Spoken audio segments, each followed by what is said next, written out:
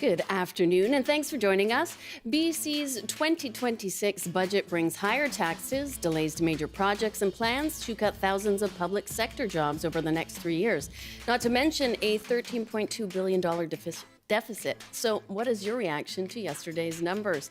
And with several long-term care projects now on hold, we'll look at how seniors and their families will be impacted by BC's budget decisions.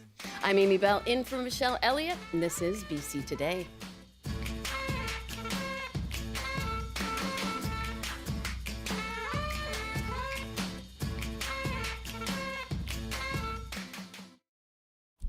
And thanks so much for joining us here on radio and television and live stream. You can call us now on our top story. What's your reaction to yesterday's 2026 budget? Our number is 604-669-3733. You can also call 1-800-825-5950 or pound 690 on your cell phone. You can also always email us bctoday@cbc.ca. And yesterday, the province delivered its budget for 2026. For the first time since 2008, there will be a universal tax raise. 15,000 jobs will be slashed in the public sector, and several capital projects will be delayed. All this as the province projects a deficit of more than $13 billion. BC Finance Minister Brenda Bailey explained her approach to the CBC yesterday afternoon. There are people that are arguing that we should really tackle this deficit immediately and get it down over 2 years and slash programs and services. They're not getting what they want. And there are people on the other side that really argue we can't cut anything. We've got to keep growing. We've got to meet all the needs that are out there. And now is not the time to curb anything. And they're not getting what they want. What we're doing is really taking a very disciplined, kind of a balanced approach in the middle. And that was BC Finance Minister Brenda Bailey speaking with Gloria Makarenko on the coast. So what's your reaction to BC's budget? What should have been the province's priorities? And how should the province deal with its $13.3 billion deficit? Call us now. Just hit pound 690 on your cell phone, or you can call 1-800-825-5950, 604-669-3733, or email us bctoday@cbc.ca. And of course, you can also leave a comment right now on our TikTok Live. You can find us at CBC British Columbia. And joining us now for his perspective is Cory Redekop, the CEO of the Greater Langley Chamber of Commerce. Good afternoon, Cory. Thanks for joining us. Hi, Amy. Nice to be with you. So just off the top, what's your biggest takeaway from yesterday's budget? I don't know if you want the good, the bad, or the ugly I on want this it all, one, Cory. Yeah, well, I think we can get to it. There's 13 billion things to get to, but honestly, I mean, I think we're digging a deeper hole. I mean, I appreciate the minister saying that not everybody is getting what they want. Mm-hmm. I'm not sure anybody's going to be happy with what we saw yesterday. I mean, it's the deficit's going up over this year that's closing to 13.3 billion. I mean, and the challenge I have is that we're 13.3 billion, and do we all feel like we've gotten $13 billion better services or a better economy or better transportation? Like, things aren't going great, and we're still spending 13 billion. So I think really we were hoping to see, and there had been some telegraphing, some language that the province is understanding we need to be more sustainable in our fiscal situation. We need to support business growth. But then I think we saw a big step backwards, frankly, yesterday. And then 13 billion, then 12, then 11. I mean, in any other time, these would all be record-breaking deficits. And it's just staggering that we're staring down kind of the barrel of what's coming down to us. Well, and if we look back at the past year, we've had such, provincial turmoil due to more global factors. I'm thinking the tariffs, of course, having such an impact on our financial situation. But if you look at your area specifically, in the past year, have there been improvements, or where have you seen, those biggest hardships for the people that are living in the area? Yeah, I mean, everyone's attuned to the cost of living challenges. I mean, and we represent businesses, but businesses are made up of people and they sell to consumers. So anyone who's consumer facing is seeing that people are, maybe they're still going to the restaurant, but they're not having the appetizer or the drink because they're watching their pennies, or they're going to the stores and instead of perusing and buying a bunch of things, they're coming in with a list and sticking to that. So, and even businesses have been reticent to make big purchasing decisions because they're not sure of the ground under them. So how you respond to uncertainty that we can't control i.e. Trump, is you deal with the certainty you can control, which is our fiscal situation. The number one thing the province could be doing is to make sure that, you know what, the world's a scary place. There's dark clouds on all the horizons. BC is going to be a beacon for stability. We're going to get our house in order. And you don't get there by piling on $13 billion in a deficit in 1 year and just explode the debt. I mean, we're already paying $5 billion a year in interest costs. Those are only going to skyrocket. That means we're going to have less money for things. I mean, if you're looking in the future, I'm sure we'll talk about the tax increases. That's got to be a canary in the coal mine, because the challenge I see, and the biggest thing that my takeaway was, it's a $13 billion deficit despite them cutting 15,000 jobs, despite them increasing the income tax, despite expanding PST. We did all those things, and we're at $13 billion deficit. So then forget getting to balance. I mean, what are we going to have to do to get to the good old days of a $5 billion or a $6 billion deficit? If all those things only got us to 13, that's what I'm kind of concerned about, is what the future is going to hold. And it's going to be a long time for us to dig us out of this hole. I'd love to get a couple of calls in right now while we can, Cory, and then we'll get back to, I know we said off the top, the good, the bad, and the ugly, so there's a lot to explore there. We have a call from Ian in Victoria. Hi, Ian. What are your thoughts on the budget numbers? Oh, hi. Thanks for taking my call. I'm not a finance expert. I do think that the BC's budget deficit is, like the gentleman said, is absolutely astounding.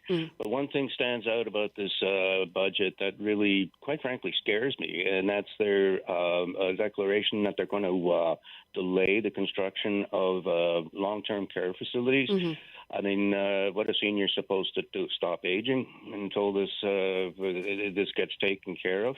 I work as a street performer in Victoria, and I've got a ground level view, and I can tell you anecdotally, and I think it's backed up, that the fastest growing demographic among homeless people are seniors. And just to say, well, that's just a travesty. I mean, homelessness is a travesty, but particularly, I think, when it comes to seniors. I mean, they got their medical issues, they got their mobility issues, and there's no place to go. And they just got to go to shelters in amongst the mentally ill and the drug addicted, and, you know, that I think is just wrong, absolutely wrong. I mean, if you're in a... Sorry, go ahead. No, you carry on. Oh, I could carry on and carry on. Yeah, that's not how we treat seniors. And of all the things to cut, I think that one's just a very, very ugly one. Just terrible. I mean, you see seniors out in the street with their walkers. There's no place to go. And they're delaying the construction. I mean, there's more and more people getting older. You know, this isn't going to stop. And the number is increasing. So what are you thinking? Like I said, are seniors supposed to stop aging until they can get around to doing this?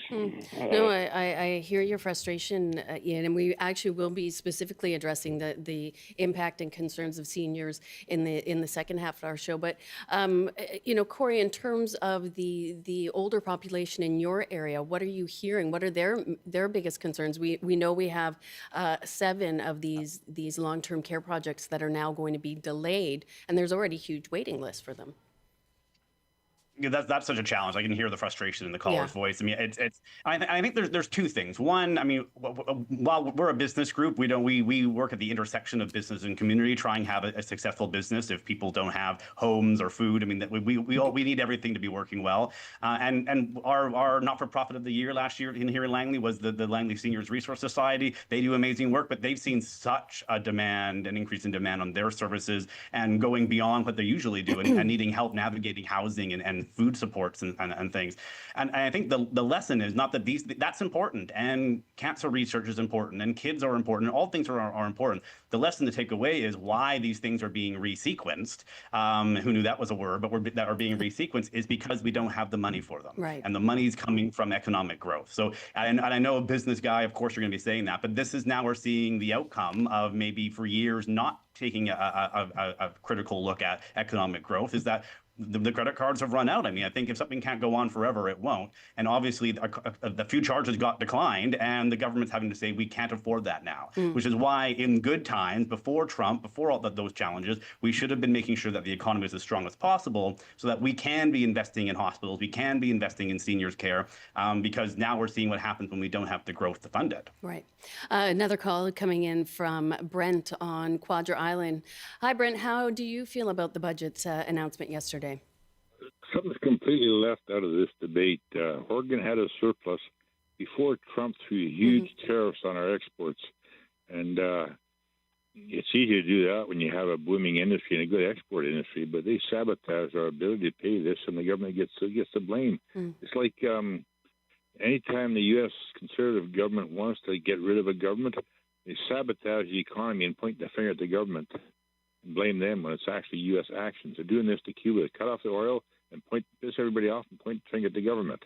And we sucker into that's how they dictate what kind of government we may or may not have. All right. I thank you for that, Brent. But are you solely sort of blaming the position that we're in on the activities and threats and tariffs that have been in place from the Trump administration? Well, a deficit is not necessarily a debt. It's an investment. You have deficit in education and other things like that, investment in the future. Okay. And when the Trump tariffs go down, we get a sensible government down there, then we think about balancing things. Now it's just about surviving in the hopefully short time left that we have to deal with this stuff. All right, I thank you for that, and we'll get into one more call here from Sean in Vancouver. Hi, Sean. What are your thoughts on the budget? Yeah, I'm just wondering, why we can't find some money for the things that we really need, such as public transportation and, facilities for seniors, for example. And, I look around me, you can just walk outside and you'll see, $500,000 car. Every fifth car seems to be, maybe a slightly lower price point, $150,000. There's lots of money out there. Why can't we just extract it? Because we have a lot of people who are obscenely wealthy, and it's just really insulting to other people who are working hard and are suffering. And I don't know what our government is afraid of and why we can't just start taxing the rich. All right, Sean, thanks for that. And that is a point that has come up, sort of as we reflect on the budget. And there have been, there will be higher property taxes for houses over $3 million. We're seeing higher income taxes. So we are, in a sense, putting some of this onus on higher earners and the wealthier to supplement these taxes. But, Cory, is that enough? Where do we need to focus these increases in taxes? Yeah, I mean, I think what we have today is a spending problem, it's not a revenue problem. Revenues are going up. It's just the fact that the spending is going up too fast. Okay. Because we did increase, to your point, Amy, we did increase taxes. You could have, that's bringing in about $500 million. So you could double those increases, quadruple those tax increases, 5 times those tax increases. That still won't get us anywhere near to solving the $13 billion hole. So we can't tax our way out of this. And you can only tax so much before we scare away those investments, and you're in a worse hole than you were in the first time, because then someone's just going to go to Alberta, or they're going to go somewhere else to make those to make that revenue or to build that business. So right. That's not a solution, is to just tax our way out of this. We need to figure out, why are we structurally spending so much more than we have? And the first or the second caller, but the first one in that sequence there talked about debt and deficits. They are two different things, and I've been careful. I don't really give too much of blame on it. We're investing. Yeah, if we need hospitals, we got to build the hospitals. Sure, we need schools. Right now, Highway 1 is being expanded, and we're getting new overpasses on Highway 1. We've been asking for that for years. Yep. So capital infrastructure investments is one thing, but we're talking the $13 billion, then the 12, then the 11. These are operating expenses. We've just spent too much running the day to day. This is the credit card debt. This isn't the mortgage on your family home kind of example. This is the credit card debt. You went to the grocery store, you went to the restaurant, and you paid too much. That's the debt we're talking about here. It's operating, and this is completely in the control of government to get that sorted out and figure out what's the right mix. What do we need to be spending money on, and what do we have to say no to right now? And I just feel that we haven't done that work, even with the public sector cuts that they've put into this budget. The language, I was at the lockup yesterday with the finance minister, the language that she used tells me they haven't really done the deep consideration of what they're actually doing, what scope creep have we seen to actually make those cuts, because they're talking about 15,000 coming from moving people around, leaving things maybe vacant, encouraging people to leave retirement. That's not sitting down and saying, we're doing too much, what can we cut back? That's just attrition. That's just letting the time run out. So that means there's probably much more to work on that front as well. All right, time for just an email. Colin writes, the province is approaching $180 billion in debt. Basically, the 2026 deficit is almost equal to interest payments on the debt. BC can no longer pay interest on the debt. Look at the future if interest rates increase when they increase. No person in any BC government position should make more than the Premier. That would send tens of millions, I bet. Tell me one logical reason why any appointed government worker should make more than our headed elected official. Thank you for that. And Cory, just before we end this topic, is there anything you can point to that you think they got right in this year's budget? Yeah, so I did say there was the good, the bad, and the ugly. So I think they made the right choice. It was a wise investment. There's a 15% refundable tax credit for businesses to be investing in machines, buildings, equipments, or manufacturing. Mm-hmm. If we want to be building more, making more in BC, and supporting local production, that'll help. There's lots of money for increasing skills training and trades training. That's helpful. They're looking at there's some funding for community safety, specifically property crime. Often when we talk about community safety, it's guns and gangs and violent crime, which is important, but most of the Main Street businesses are concerned with somebody smashing all their windows for kicks. That doesn't capture under guns and gangs. This will. So I think they've made some wise decisions in some of these areas. It's just unfortunate that good news is just awash in the red ink from the deficit. Fair enough. Cory, it was great to talk to you. That segment went far too quickly, so we'll have to touch base again. Sounds good. Thanks, Amy. Take care. Yeah, you as well. That's Cory Redekop. He is the CEO of the Greater Langley Chamber of Commerce, and we will be continuing this conversation for the remainder of the show. We want to hear your thoughts on the 2026 budget numbers. We'll get a call in quickly from Keith in Victoria. Hi, Keith. Hello there. Hi. What are your thoughts on yesterday's budget announcement? Well, I want to remind listeners, because I haven't heard it mentioned yet, that the David Eby government actually inherited a $6 billion surplus. Yes, he did. From the John Horgan government. Mm-hmm. So it's not like the current NDP government has taken us from zero to minus 13 billion. They've taken us from a $6 billion surplus. And I've heard some experts asking the question, where did the money go? Another thing I'd like to point out is, you know, the NDP is extremely calculating. They know how to butter their bread. They know that if they keep the BCGEU happy, which they just did recently, and if they keep the BC Teachers Federation happy and a couple of other unions, they know that no matter how much wreckage they bring on the province, they have a really good chance of getting elected. Of course, it doesn't hurt their cause that the other side, the opposition, is in shambles as well. I feel so sorry for all British Columbians that we are faced with incompetence in every direction that we look. So the person the intake person asked me what would my solutions be, and it's really hard to have solutions right now, even knowledgeable people. But I would say cut out all bells and whistles right now. But more importantly, let's have a little higher level of accountability about where the money has been going. Keith, I'm so sorry. We are going to have to leave it there. We're right up against the news, but thank you so much. It is 12:24, and that means it is time for the Milano Cortino update for the CBC Olympics.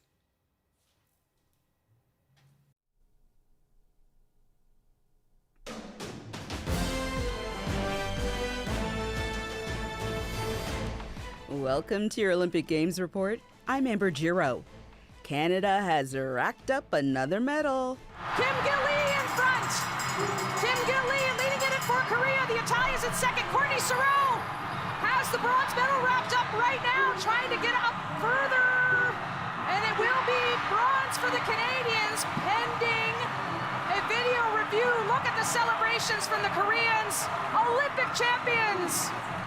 The Canadian women's short track speed skating relay team just finished in third place in the 3,000-meter final. The bronze medal gives Courtney Sereau her fourth medal of these games, having already won 2 silvers and 1 bronze. The team from South Korea won the gold, while host nation Italy finished in second. Next, we go to the hockey rink with Canada's men taking down Czechia in a game that went into overtime. Canada taking it 4-3 in the quarterfinal action early today. The CBC's Olympic report producer, Paul McGowan, was watching it all unfold. For 56 minutes, it looked like Czechia had scripted the perfect hockey game. Tied 2-2 after 40 minutes, and then early in the third period, after Canada's Thomas Harley tripped at the offensive blue line, the Czechs let an odd man rush the other way. Pasternak across, and scores! Andre Palat! 3-2 for Czechia at that point, and things were tense for Team Canada, especially without captain Sidney Crosby, who went off with an injury in the second period and did not return. The Canadians, though, kept pushing, and with less than 4 minutes to go in regulation, Devon Toews let a shot go from the blue line. At the line, Taves shooting, scores! Nick Suzuki! Nick Suzuki of the Montreal Canadiens tips it past Lucas Dostal to tie the game at 3. We go to overtime, a shootout looming on the horizon, but at 3-on-3, Macklin Celebrini started cutting up the ice before dropping the puck to Mitch Marner at the Canadian blue line. Mitch Marner through to the net, scores! Mitch Marner, game winner! A massive sigh of relief for Canada as Mitch Marner sends Canada through to the semis. I mentioned Lucas Dostal for the Czechs. Full marks as well to the Canadian goaltender, Jordan Binnington, who had to make several game-saving stops, both when Canada was down 3-2 as well as in overtime. There is bad news for Canada. As I mentioned, Captain Sidney Crosby hit hard in the second period. He did not return, and obviously too soon to know whether he'll be ready for the semifinal. Canada waits on the other 2 quarterfinals today to find out who they play on Friday. Paul McGowan, CBC News, Toronto. Livigno, Italy was not kind to Canadian snowboarders today. Both the men and women competed in the slopestyle final but couldn't get onto the podium. The CBC's Sonali Karnik has more. The fact that he even made the finals of the slopestyle event, nothing short of a miracle. After missing the snowboard big air event because of a host of injuries from training, Regina's Mark McMorris wasn't taking this opportunity for granted. The 3-time bronze medalist increased the difficulty on his final run, but couldn't complete one of his jumps successfully. McMorris finished in 8th place. He says it was frustrating, but is thankful for just being there. Proud I made it back on the hill after what I went through this week, and I really appreciate all the support from Canada. And yeah, I wish I could have had a better showing, but you know, that's the way sports go sometimes. Havelock, Ontario's Cameron Spaulding finished 10th. For the women, Whistler, BC's Juliette Pelchat was competing in her first Olympics. She finished 9th and says she wasn't disappointed with the outcome. These are happy tears for sure. I'm super thankful to have experienced it. I'm thankful for my family to be here, and I'm so excited to go give them a hug after this. On the other side of that timeline, Quebec City's Laurie Blouin says this is her last Olympics. After completing only 1 clean run out of 3, the 29-year-old finished 5th overall, but says she gave it her all and focused on the experience of her last games. For the Olympic Report, I'm Sonali Karnik. Remember, you can watch all the Olympic action live on CBC Gem and see the latest highlights on the CBC News app. And that is your Olympic Games report. I'm Amber Giro.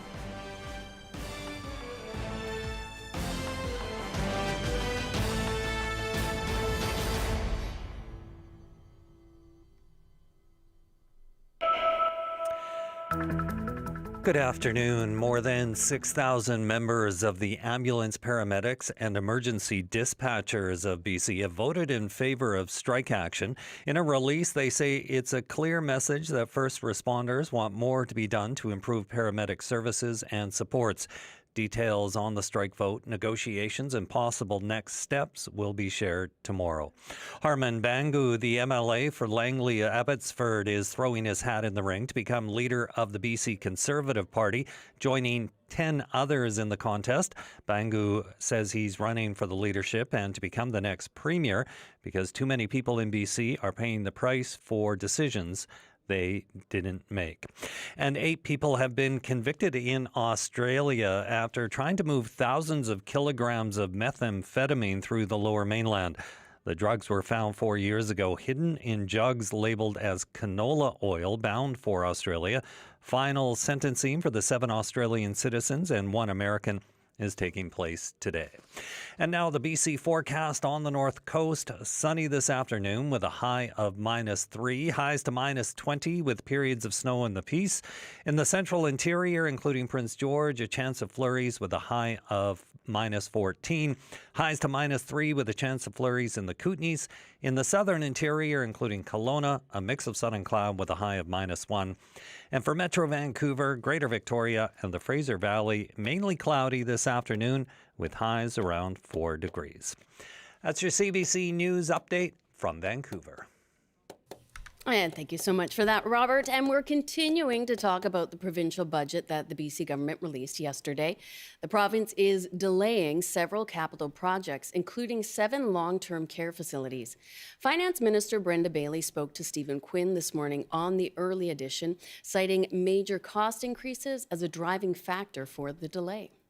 I have seen such a ballooning of cost in long-term care. It's turning my hair gray. When I first started in politics 6 years ago, these beds were coming in priced at about $800,000 a bed for us to build long-term care facilities. The last one that came across my desk was $1.8 million per bed. That's incredibly expensive. You can buy a downtown Yaletown waterfront condo for someone for $1.8 million per bed. We can't do that. That is Finance Minister Brenda Bailey on the early edition earlier today. So we want to know, what is your reaction to the BC budget, and where should the province have put its priorities in this year's budget? And specifically, what did seniors need from this year's budget? Call us now. Just hit pound 690 on your cell phone, or you can call 1-800-825-5950, 604-669-3733. Email us, bctoday@cbc.ca, or just leave a comment on our TikTok Live. Joining us for the second half of our program is Dan Levitt. He's BC's senior advocate. Dan, hello. Thanks for joining us once again. Hi, Amy. I'll get quickly to the phone lines, but just before, I want to ask you, how is this delay in new long-term care homes going to impact not just seniors, but also their families? Well, it'll impact family members because they're the ones who are caring for their loved one when they're waiting on average of 10 months for long-term care. There is currently over 7,000 British Columbians who are eligible for long-term care on the wait list.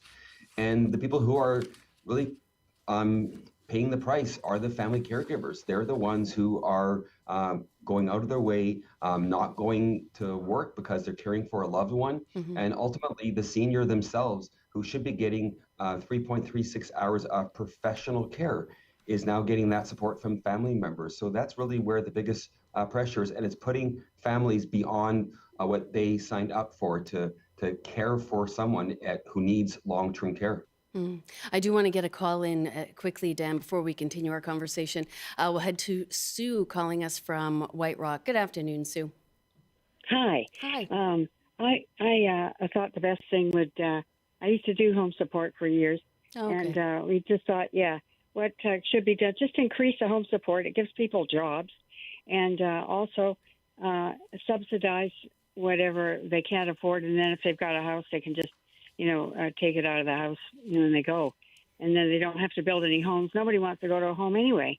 And then have visiting nurses that go around and do whatever's necessary that would be done normally in a hospital. That's absolutely necessary.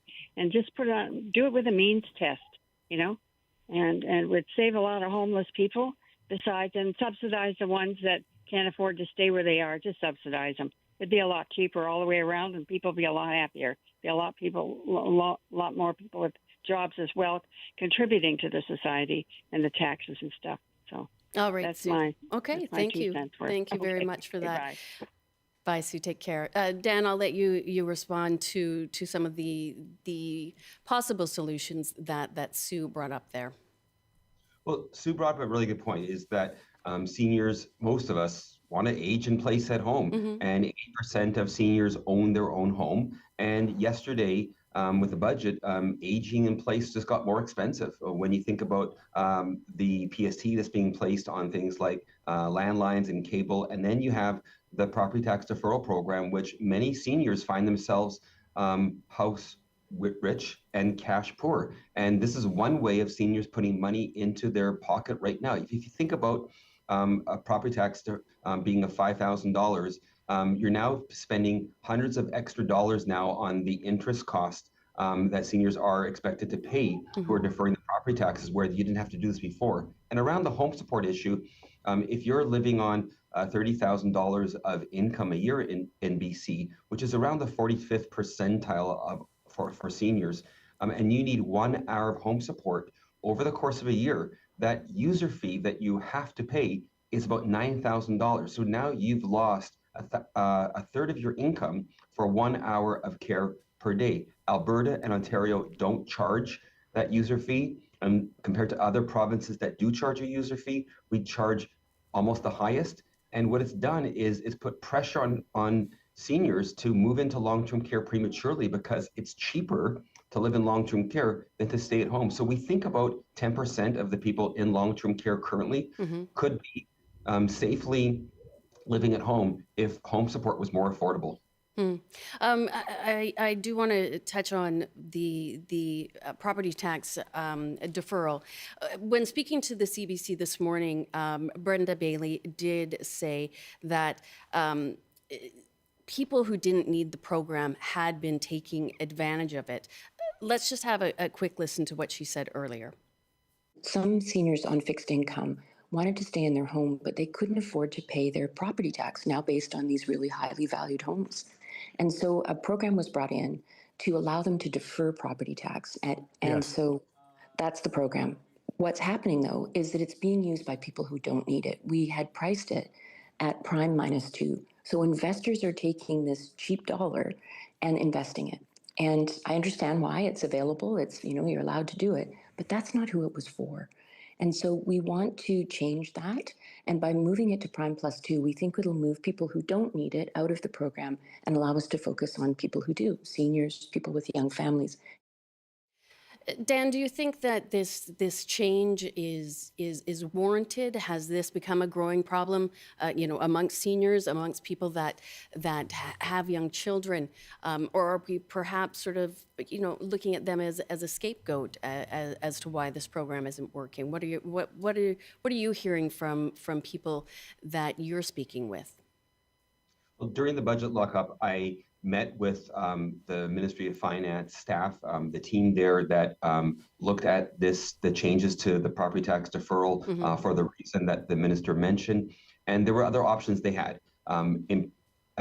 Improving or making higher, if you will, the interest cost of an additional 4% from what it currently is. That was the easiest, simplest measure to take to address the problem.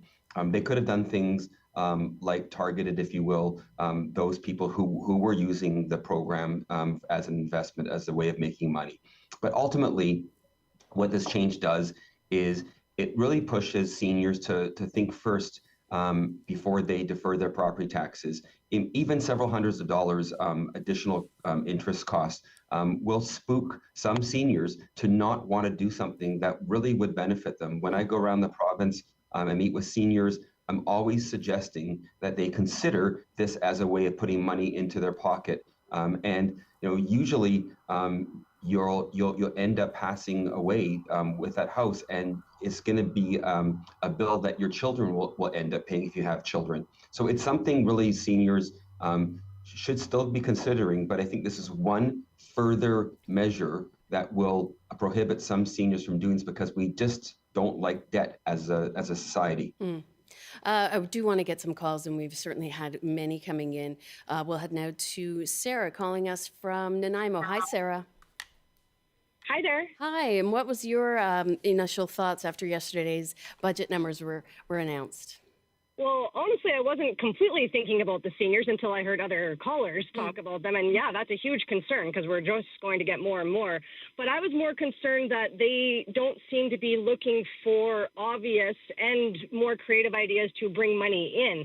You know, I'm not trying to get into a defund the police thing, but as we give them more and more money, they're one of the, let's say, organizations that can bring in money also, right? Like tickets add up a lot of money. And if they were doing more of that, I mean, we'd have less accidents on this island that hold up traffic for a whole day. We would be making money off of that. And like between the police and CVSC, we should just be making a lot more money from that. Just simply, I mean, not to be a jerk to the people that don't want to pay tickets, but I mean, really, if you're breaking the rules or laws, then that's what happens. You get a fine.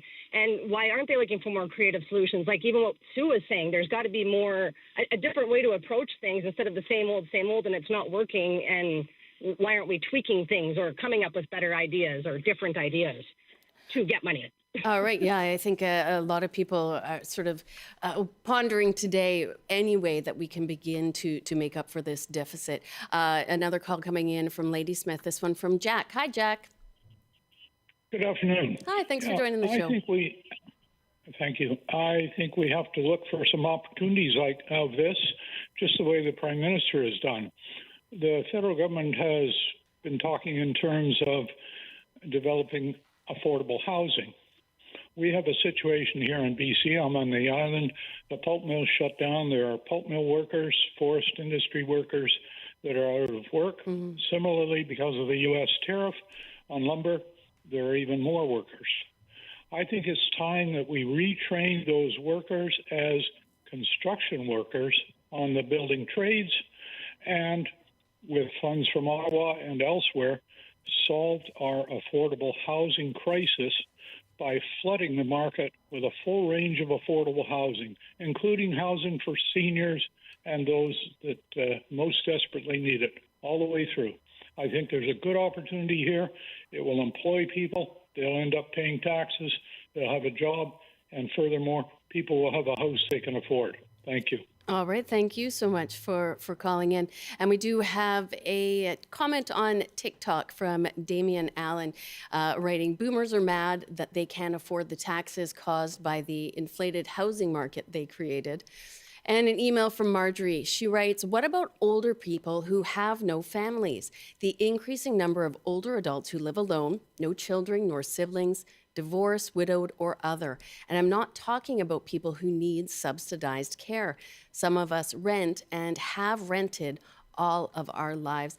Dan, that was something I was thinking of as well. You know, we put a large onus on family members to take up the slack when there is not that available care or long-term care homes for seniors. Many seniors don't have that option. So where does that leave them in this sort of uncertain future?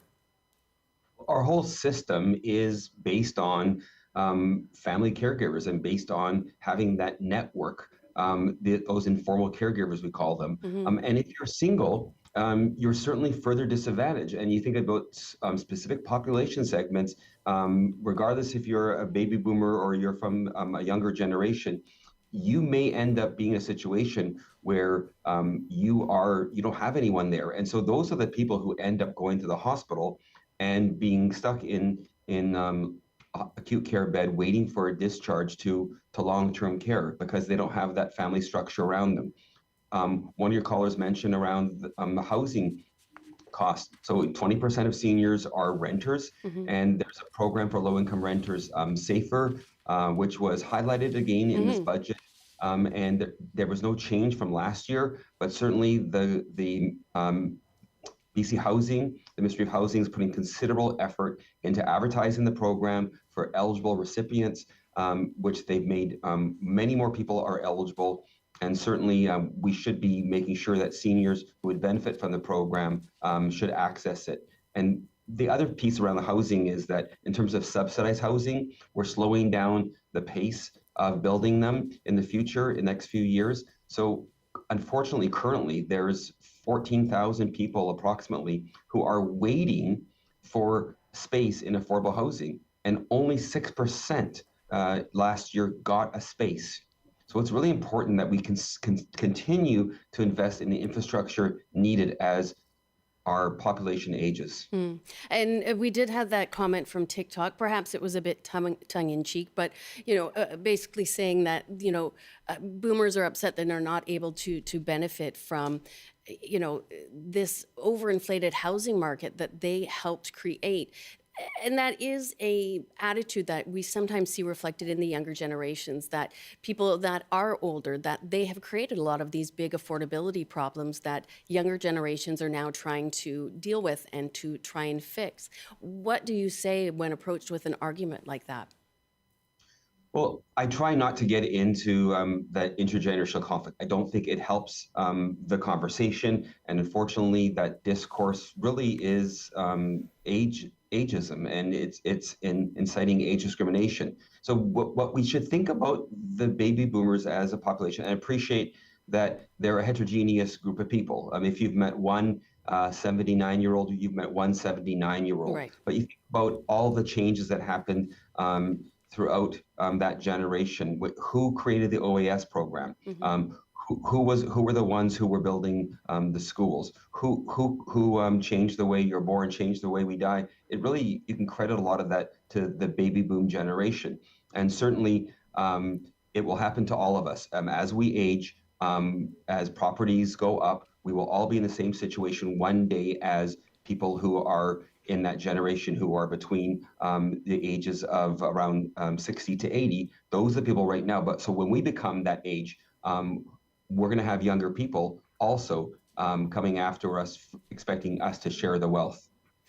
And I appreciate that point that we do tend to generalize with each generation. But yes, if you've met one 79-year-old, that's great. You've only met one of them. And there are, people in all different financial brackets throughout the generations.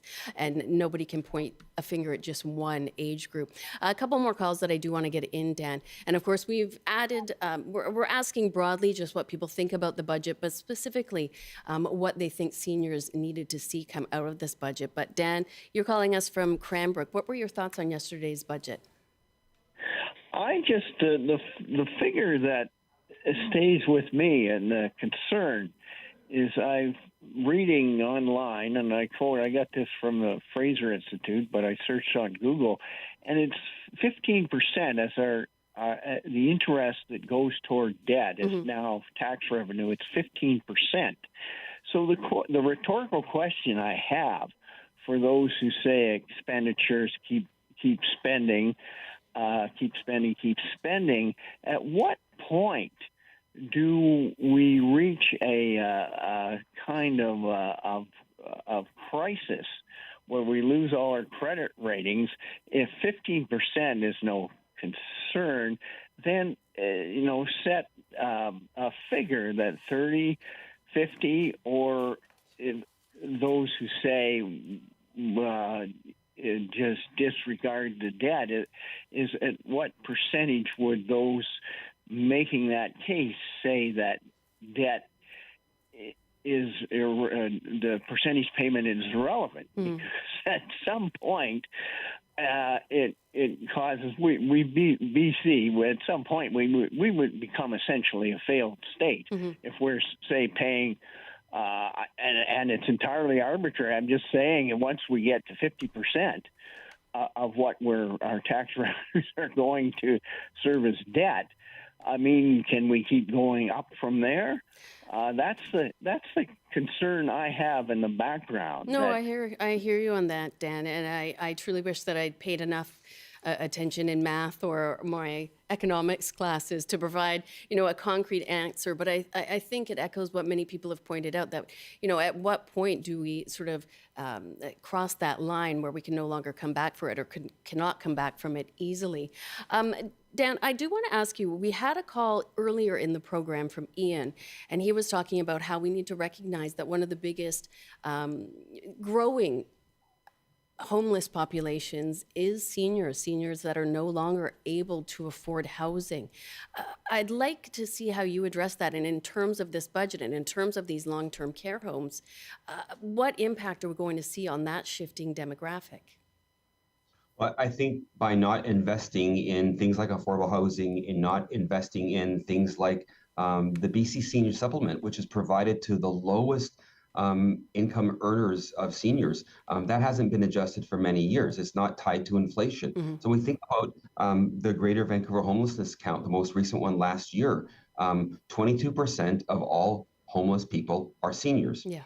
And the fastest growing segment of the people who are homeless are seniors themselves. So in fact, 45% of people who are homeless for the first time are over the age of 55.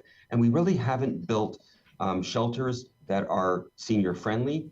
And it's frightening to be homeless for the first time at any age. But when you're a senior and you're dealing with perhaps some health issues and perhaps some cognitive impairment, we need to make sure that where seniors are living and where there's precarious housing or where there's subsidized housing, that we're also providing those social supports.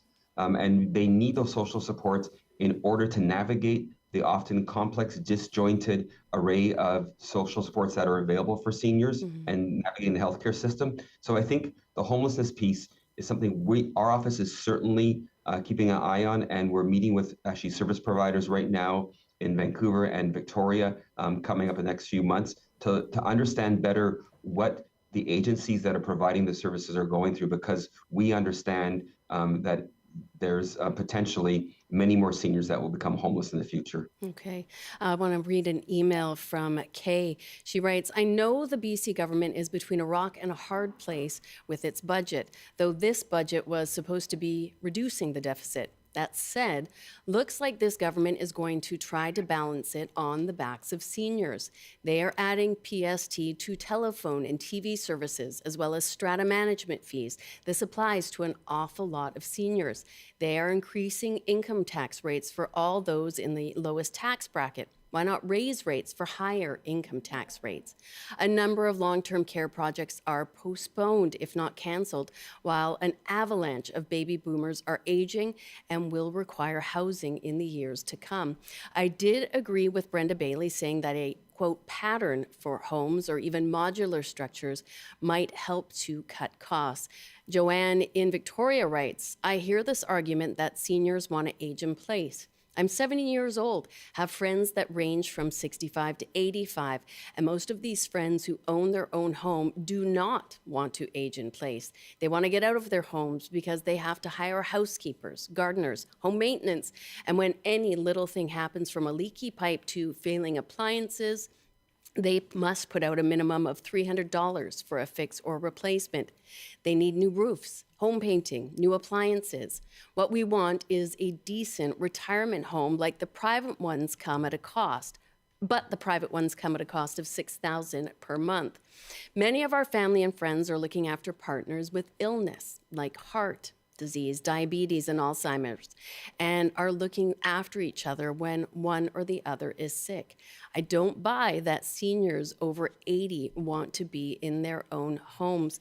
Dan, is that a concern that comes up from many of the people that you are in touch with, that aging in their own homes, while it might seem like a great idea, is just financially out of touch for them?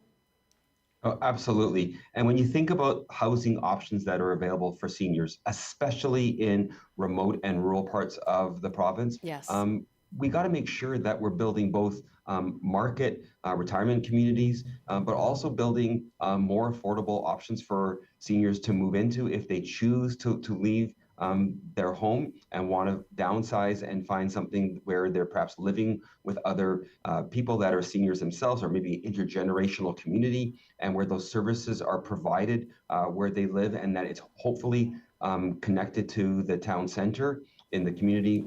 And then you just think about, going forward, we have this aging demographic, which is a good thing. It's perhaps the greatest success of humankind is that we're living longer. We should be embracing the fact that there's more seniors, but there's no provincial plan for seniors. And in 10 years from now, 25% of us will be over the age of 65. So we really want to see a seniors plan for the province that includes healthcare, transportation, housing, income supports, and community services. And I think this idea of aging in your community, aging in your region, certainly could be a reality if we had those kinds of plans at the municipal level and regionally as well, and of course backed up by an overall provincial plan. Time for one more phone call. We'll get in with Todd at Qualicum Beach. Just a little bit of time left, Todd, but I do want to get you on the line. Thank you. Thank you for having me, and thank you to your guests. I just could talk forever on this issue, but quite quickly, I think what the taxation and also any speeding tickets, penalties, plans, they all need to move away from a class-based model or it's a income-based model solely. There were comments that the property tax deferrals were being utilized by investors inappropriately. I see that. It's same with types of behavior modification. Oh, Todd, it appears that we've lost you on the line there. I'm so sorry, but I did get the gist of what you were saying, in that these taxes should be based on income and not on class, such as seniors. Just about 30 seconds left, Dan. But what would you like to see first and foremost to perhaps see that the BC government is taking care and looking ahead for seniors? I think the number one thing we need to see, and just where Todd just called from in Qualicum Beach, the median age of seniors there is 67 years of age. We really need that provincial plan for seniors, so that seniors have the confidence that aging in British Columbia is a welcoming place for older people, and that the services that they rely on and they might likely need as they age will be there when they need them. I think that's the number one thing seniors are looking for, is confidence that they'll get the supports they need as they age. Mm-hmm. Dan, I really appreciate you taking the time with us today. Anytime, Amy. That is Dan Levitt. He is the BC Seniors Advocate, and we reached him in Victoria. I do have time for an email. This one from Lisa. She writes, as a senior, I'm disappointed that taxes have gone up. The Safer Seniors rental assistance did not increase, and I'm wondering if the $400 deduction we are allowed on rent increased. I wish it would.